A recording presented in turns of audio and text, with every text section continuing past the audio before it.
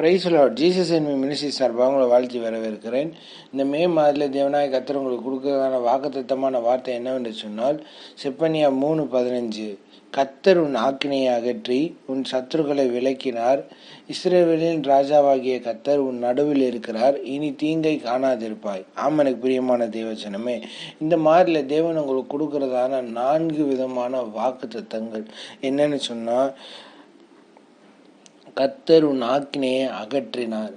எத்தனை நாளாக நீங்கள் போராடி கொண்டு இருந்த அந்த சூழ்நிலைகள், அந்த பொருளாதார நெருக்கடியாக இருக்கலாம், சில பேர் கடன் என்னும் போராட்டங்களாக இருக்கலாம், குடும்ப போராட்டமாக இருக்கலாம், உங்களுக்குள்ளேயே மன ரீதியான போராட்டங்களாக இருக்கலாம். எல்லா விதமான ஆக்கினையிலிருந்து கர்த்தர் உங்களை நீங்களாக்கி ரட்சித்திருக்கிறார். ஆமென்.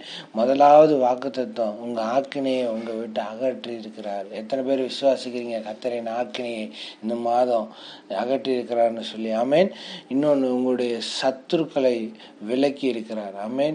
உங்களுக்கு இத்தனை நாள் பிரச்சனை கொடுத்துட்டு உங்களோட போராடிக்கிட்டு உங்களை மன உளைச்சலுக்குள்ள கொண்டு போன ஜனங்கள் இனி உங்க எல்லைகளுக்குள்ள வராதபடிக்கு நீங்க தேடி பார்த்தாலும் உங்களுடைய எல்லைகளுக்குள்ள அவங்க வரமாட்டாங்க.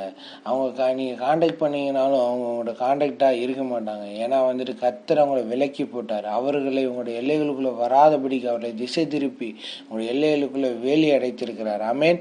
3வது காரியம், இஸ்ரவேலின் ராஜாவாகிய கர்த்தர் உன் நடுவில் இருக்கிறார். உங்க கூட உங்களுடைய சுவாச காற்றோடு இணைக்கப்பட்ட அவர் உங்களுக்குள்ள வாசம் பண்ணுகிற தேவன்.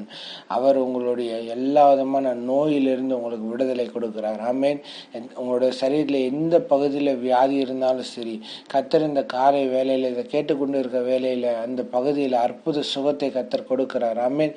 சுகமாக்குற வல்லமையினால உங்களை சுகப்படுத்துகிறார். ஆமென். உங்களுடைய பெருமூச்சின் சத்தத்தை கர்த்தர் கேட்டு இருக்கிறார். ஆமென். அதனால நீங்க தீங்க காண மாட்டீங்க.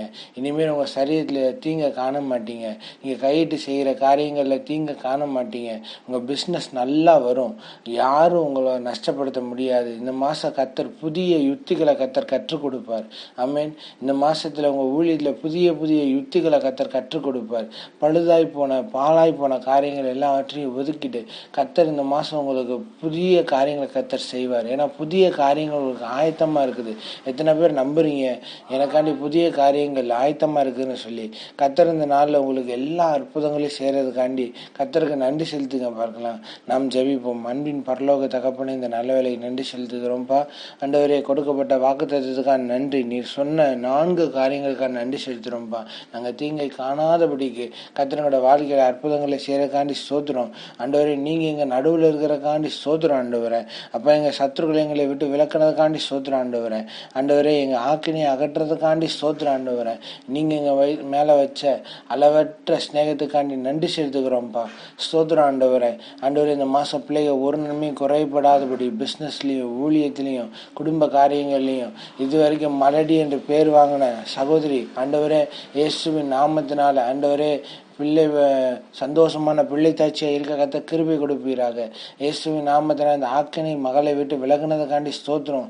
சந்தோஷமான பிள்ளை தாட்சியாய் மாறினதுக்காண்டி ஸ்தோத்திரம். ஆண்டவரே, இந்த சமுதாயத்துல புதிய ஒரு அங்கீகாரத்தை பெற்றதுக்காண்டி ஸ்தோத்திரம். ஆண்டவரே, இயேசுவின் நாமத்தினால் உங்களோட பிள்ளைகள் ஆண்டவரே இந்த மாதத்திலிருந்து சிரமப்படாதபடிக்கு கத்தர் இந்த மாசத்துல ஆண்டவரே நினைத்து பார்க்கறதுக்கு முன்பதாகவே ஆண்டவரே கத்தர் பிள்ளைகளை ஆசீர்வதிக்கிறதுக்காண்டி ஸ்தோத்திரம். ஆண்டவரே, கத்தர் பெரிய காரியங்களை செய்யுங்க. இயேசுவின் நாமத்தின் நல்ல பிதாவே. ஆமென்.